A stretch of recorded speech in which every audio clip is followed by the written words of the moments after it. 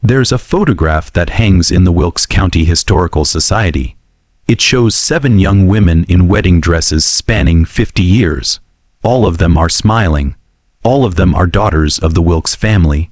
And all of them were dead within 24 hours of when these pictures were taken. For nearly half a century, every daughter born into the Wilkes bloodline died on her wedding night. The causes varied: heart failure, accidental drowning, a fall down the stairs, choking. But the timing never changed, midnight to dawn, wedding night without exception. The local papers called it a coincidence. The church called it God's will. The family called it a curse. But nobody called it what it actually was until 1968, when the youngest Wilkes daughter walked into her reception hall covered in her groom's blood, holding a carving knife, and told the sheriff exactly what her family had been hiding in their marriage bed for 3 generations. What she revealed that night didn't just destroy the Wilkes name.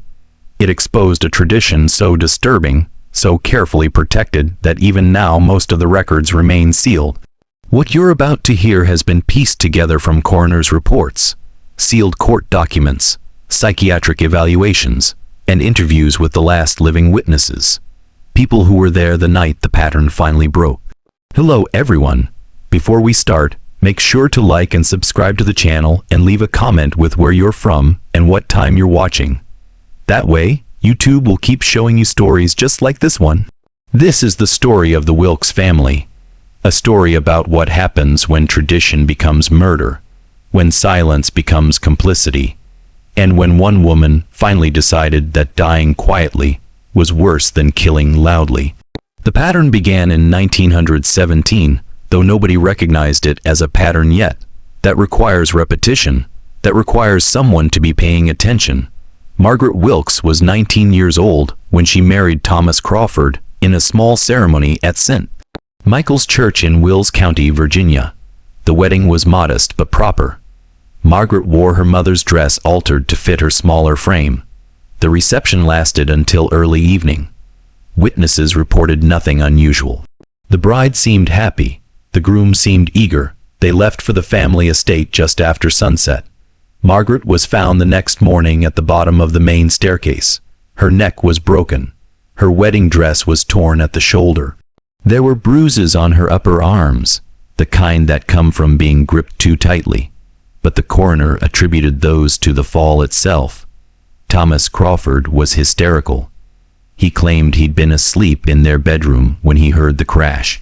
Said she must have gone downstairs for water or air. Said he'd told her to be careful on those stairs in her long dress. Said he'd never forgive himself. The death was ruled accidental. Tragic, but accidental. Margaret's mother was too devastated to ask questions. Her father accepted the coroner's report without challenge. Thomas Crawford left town 6 months later and remarried within the year. Nobody thought much about the bruises. Nobody wondered why a bride would leave her marriage bed on her wedding night to walk down a dark staircase alone. But Margaret's younger sister, Elizabeth, was only 14 at the time, and she remembered something nobody else seemed to think mattered. She remembered that Margaret had seemed afraid during the reception. Not nervous, afraid.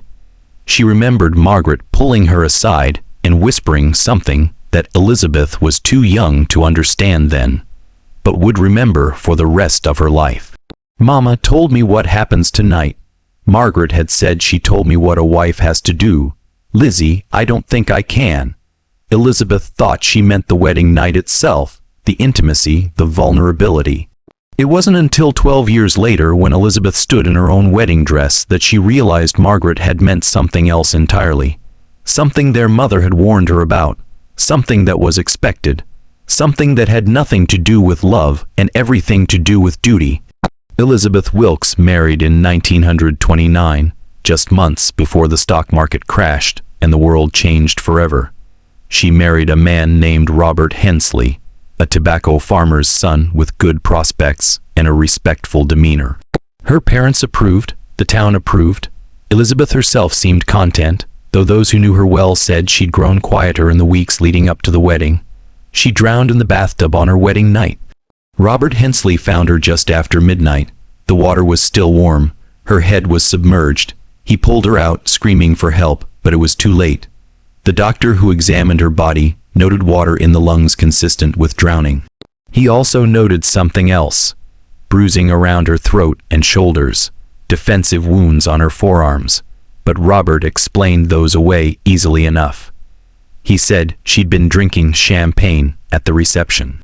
Said she must have slipped getting into the bath. Said he'd tried to pull her out but couldn't get a good grip on her wet skin. Said the bruises must have come from his attempts to save her. Once again, the death was ruled accidental. Once again, nobody asked the right questions, but this time people began to whisper. 2 Wilkes daughters, 2 wedding nights, 2 dead brides. The Wilkes family had 3 daughters total. Margaret and Elizabeth were gone. That left only the youngest, Catherine, who was just 11 years old when Elizabeth died. Old enough to notice, old enough to be afraid. Catherine would later tell psychiatrists that she begged her parents not to make her marry, that she pleaded with them to let her become a teacher, a nurse, anything that would let her stay unmarried. But the Wilkes family had expectations, traditions. A daughter's duty was to marry, to bear children, to continue the family line. Catherine's fears were dismissed as childish anxiety. Her mother assured her that marriage was natural, that what happened to Margaret and Elizabeth was tragic, yes, but coincidental. Lightning doesn't strike 3 times, except it did. Catherine Wilkes married in 1937. She was 22 years old. Her groom was a banker's son named William Pierce. The wedding was larger this time. The Wilkes family seemed determined to prove that nothing was wrong, that their daughters' deaths had been flukes, accidents, bad luck, and nothing more. Catherine died of heart failure before dawn. She was 22 years old and had no history of heart problems. The doctor who examined her found hemorrhaging in her eyes, tiny burst blood vessels consistent with asphyxiation, but her throat showed no signs of strangulation, no bruises, no trauma. William Pierce said she'd simply stopped breathing in her sleep. Said he'd tried to revive her but couldn't. Said she'd seemed perfectly healthy just hours before. The death certificate listed natural causes. But the whispers in Wilkes County were getting louder now. 3 sisters, 3 wedding nights, 3 dead brides, and all 3 had married into prominent families. All 3 grooms had been alone with them when they died. All 3 grooms walked away without suspicion. By the time the 1940s arrived, the Wilkes curse had become local legend. But legends aren't the same as truth. Legends can be dismissed, laughed at, tucked away as superstition. And that's exactly what happened because the Wilkes family had no more daughters to bury. The bloodline passed to Margaret's son, Jonathan, who had been only 6 months old when his mother fell down those stairs. Jonathan Wilkes grew up knowing his mother had died tragically, but knowing very little else. His father, Thomas Crawford, had left town and wanted nothing to do with the boy. Jonathan was raised by his grandmother, Margaret's mother, who never spoke about what happened, who never mentioned the other deaths, who seemed to carry a weight that aged her beyond her years. Jonathan married in 1943, just before shipping out to Europe. His wife Dorothy was a quiet woman from a neighboring county. They had a daughter in 1946 after the war ended and Jonathan came home. They named her Anne. Anne Wilkes was a beautiful child, dark hair like her grandmother Margaret. Her father's eyes, her mother's gentle disposition, and when she turned 18 in 1964, young men from 3 counties came calling. Her parents were careful about who they allowed to court her. They wanted someone respectable, someone kind, someone who would treat their daughter well. They chose a man named David Thornton, 23 years old, college educated, from a good family, and seemed to like him well enough, and the engagement was announced in the spring of 1965. But something strange happened as the wedding approached. Anne began having nightmares. She would wake up screaming, claiming she dreamed of women in wedding dresses, drowning, falling, suffocating. Her mother took her to a doctor who prescribed sedatives. Her father told her she was just nervous, that all brides felt anxious. But Anne insisted the dreams felt like memories, like warnings. She married David Thornton on a Saturday in June of 1965. The ceremony was held at the same church where her grandmother Margaret had married 48 years earlier. Anne wore white lace. She smiled for the photographs. She danced at the reception. And at 11:30 that night, she and David left for the Wilkes family estate where a room had been prepared for them. Anne was found dead in that room at 6:00 in the morning. She had been strangled, not with hands. There were no finger marks, but with something soft, a pillow, the coroner suspected, though he couldn't prove it. Her face was purple. Her eyes were bloodshot. Her body was still warm when her mother found her. David Thornton was asleep beside her. He claimed he'd heard nothing, felt nothing, said his wife must have died silently in the night. Perhaps from some undiagnosed condition, perhaps a seizure, perhaps sleep apnea. The coroner's report listed asphyxiation of undetermined cause, but Anne's mother, Dorothy, didn't accept that. Not this time, not after 4 generations, not after watching her daughter slip away despite every precaution, every prayer, every desperate hope that history wouldn't repeat itself. Dorothy Wilkes went into the attic of the family estate and began searching through boxes that hadn't been opened in decades. Birth certificates, marriage licenses, death certificates, letters, diaries, and what she found there made her realize that she'd married into something far older and far more deliberate than a curse. The documents Dorothy found weren't hidden, exactly. They were simply stored where nobody thought to look. 3 generations of Wilkes family records, neatly preserved in cedar boxes wrapped in cloth that smelled of lavender and decay. She found Margaret's diary first. The entry stopped 3 days before the wedding. The final page had been torn out, but the page before it was still there. Margaret had written about a conversation with her mother, about what was expected on the wedding night. But it wasn't about intimacy or submission in the way Dorothy understood those terms. It was about something else.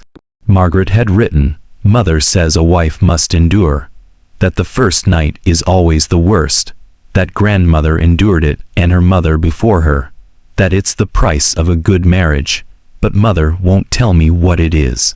She only says, I'll understand when the time comes, and that I must not resist." Dorothy found letters next.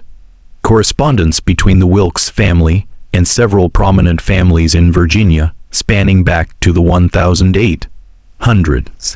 The letters were formal, transactional. They discussed marriages the way one might discuss business mergers. And in several letters there were references to the tradition and the understanding and the necessity of the first night. One letter dated 1873 was more explicit. It was from a Wilkes family matriarch to her daughter who was about to be married. Dorothy read it 3 times before she could believe what it said. "You must understand that what happens on your wedding night is not cruelty but necessity. Your husband will have been instructed by his father, as all men in our circle have been instructed. The act is meant to establish dominance, to ensure obedience, to break the will early so that the marriage may proceed smoothly. You will be hurt, you may bleed, you may wish to scream, but you must not resist. Resistance makes it worse. Resistance is what killed your aunt." Dorothy's hands were shaking. She kept reading. "If you survive the first night, and most do, you will never speak of it again. You will bear children, you will manage the household, you will be a proper wife. The pain fades, the memory fades. This is how it has always been done among families of standing. This is how a woman learns her place." But not all of them survived. Dorothy found death certificates for Wilkes daughters going back 5 generations. Not every daughter died, but enough of them did. Enough that it should have been investigated. Enough that someone should have noticed. Except the families involved were wealthy, prominent, protected, and the women who survived stayed silent, either out of shame or fear, or the belief that this was simply the cost of their social position. Dorothy realized something that made her blood run cold. Her daughter Anne hadn't died from some mysterious curse. She'd been murdered deliberately as part of a ritual that generations of men had passed down to their sons. A wedding night tradition designed to terrorize, to harm, to break the spirit of young brides under the guise of consummation. And David Thornton had killed her daughter while she slept, just as his father had likely instructed him to do. If you're still watching, you're already braver than most. Tell us in the comments, what would you have done if this was your bloodline? Dorothy went to the sheriff with everything she'd found, but the sheriff was a man of his generation, and David Thornton's family had money. He listened politely. He took the documents, and then he told Dorothy that she was a grieving mother, that her imagination was running wild, that there was no evidence of foul play. David Thornton was questioned and released. Anne's death remained officially unexplained, but Dorothy had one more daughter, a girl named Claire, and Claire was only 16 years old when Anne died. Old enough to understand, old enough to be warned, old enough to decide that she would never let it happen to her. Claire Wills grew up in the shadow of her sister's death. While other girls her age were thinking about prom dresses and college applications, Claire was reading coroner's reports. While her classmates gossiped about boys, Claire was learning exactly how her grandmother, great-grandmother, and great-great-aunts had died. Her mother, Dorothy, made sure of it. Some might call it cruel to burden a teenage girl with that knowledge. Dorothy called it survival. She taught Claire things that mothers of that era didn't teach their daughters. She taught her about anatomy, where the vulnerable places are on a human body, how much pressure it takes to crush a windpipe, how long someone can hold their breath when a pillow is pressed over their face. She taught her about the legal system, how wealth protects certain men, how a dead bride's word means nothing, how the only testimony that matters is the testimony of the living. Most importantly, she taught Claire that no tradition, no matter how old, is worth dying for. Claire became obsessed with the pattern. She tracked down 3 other families in Virginia and North Carolina, where similar deaths had occurred. Young brides dying on their wedding nights under suspicious circumstances. Grooms who expressed shock and grief, but walked away free. Families who closed ranks and refused to discuss it. In every case, the families were connected through business, through social circles, through generations of carefully arranged marriages. This wasn't a curse, it was a network. By the time Claire turned 21 in 1967, she'd identified at least 15 families who participated in what she called the breaking. She'd found records of 32 dead brides over 90 years. And she'd come to understand that the men who did this didn't see it as murder. They saw it as discipline, as their right, as something their fathers had taught them was normal, necessary, even biblical. Claire also understood something else. The only way to stop it was to make it public, to make it impossible to ignore, to create a scene so horrifying, so undeniable that the authorities would have no choice but to investigate. She would have to get married.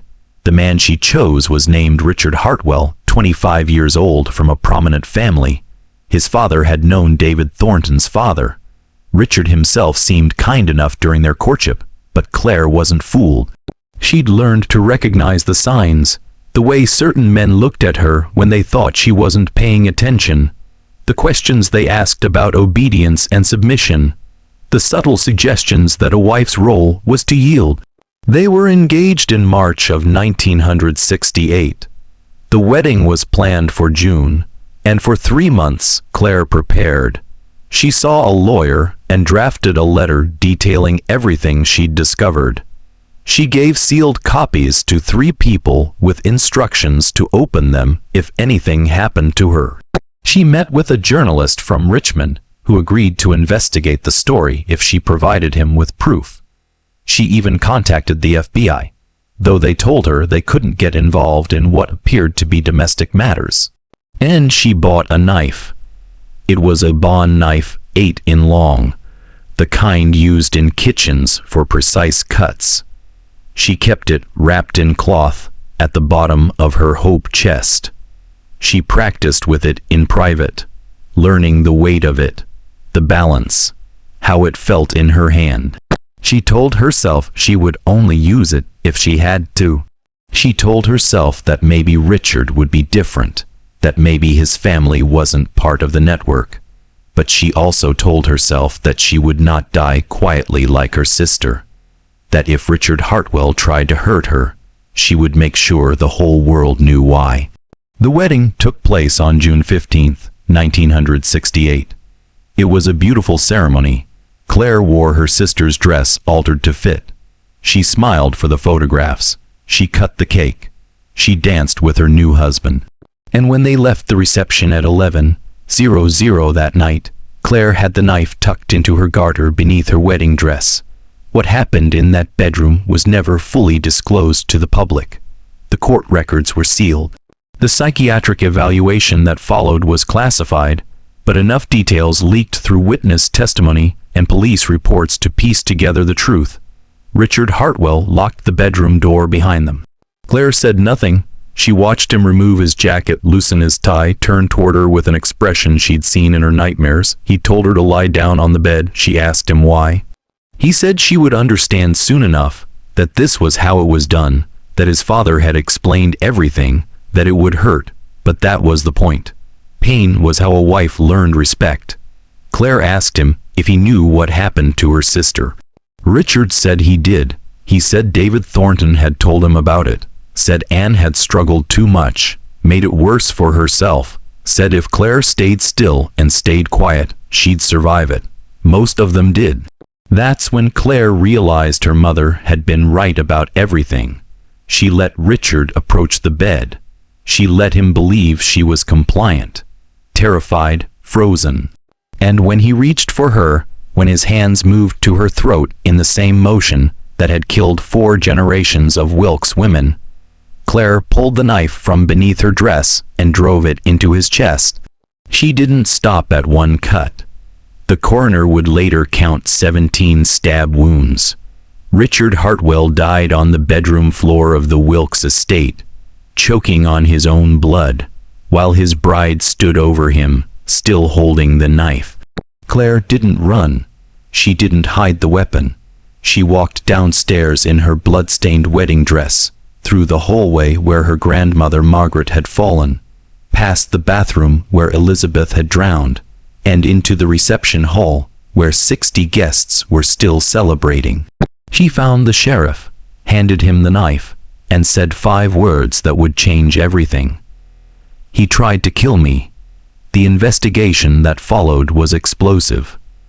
The letters Dorothy had found were submitted as evidence. The journalist Claire had contacted published his findings. The FBI reopened cases involving 7 other families. 3 fathers were arrested for conspiracy to commit assault. 5 men came forward and admitted they'd been taught the same ritual by their fathers, but had refused to go through with it. 12 more families were implicated, but never charged due to lack of evidence or because the participants were already dead. Claire Wills was charged with second-degree murder. Her trial lasted 3 weeks. The prosecution argued she'd lured Richard into marriage with the intent to kill him. The defense argued self-defense, presenting evidence of the generational pattern of wedding night deaths. The jury deliberated for 6 hours. They found her not guilty. The verdict didn't bring her sister back. It didn't undo 90 years of violence, but it broke the silence. After Claire's trial, 8 more women came forward with stories of surviving their wedding nights. Stories they'd never told anyone. Stories their families had pressured them to forget. The tradition didn't end completely. Some families were never exposed. Some men never faced consequences, but the network was shattered. Claire never remarried. She spent the rest of her life working with abuse survivors and lobbying for legal reforms. She died in 2003 at the age of 57. Her mother, Dorothy, lived to be 91 and spent her final years maintaining a private archive of everything they'd uncovered, hoping that someday the full truth would be made public. The Wilkes family estate still stands in Virginia, though it's been sold and renovated several times. The bedroom where Richard Hartwell died has been converted into a study. The staircase where Margaret fell has been carpeted over. The bathtub where Elizabeth drowned has been replaced, but the photographs remain at the Historical Society. 7 young women in wedding dresses spanning 50 years. Margaret, Elizabeth, Catherine, Anne, and 3 others whose names rarely appear in the records. All of them smiling. All of them dead within hours of those pictures being taken. All except one. Claire Wilkes stands at the end of that row of photographs. She's wearing her sister's dress. She's holding a bouquet. And if you look closely at her eyes, you can see something the others don't have. Not hope, not joy, but determination. The look of someone who knew exactly what was waiting for her in that bedroom, and who had already decided she would rather be called a murderer than die, like the women who came before her. The curse of the Wilkes family wasn't supernatural. It was just men passing violence down to their sons and calling it tradition. It was just women dying silently because they'd been taught that suffering was virtue. And it only ended when one woman decided that the cost of breaking the pattern was worth paying, even if it meant destroying her own life in the process. Sometimes the monster isn't hiding in the shadows. Sometimes it's standing beside you at the altar, holding your hand, promising to love you until death do you part. And sometimes the only way to survive is to make sure that death comes for him.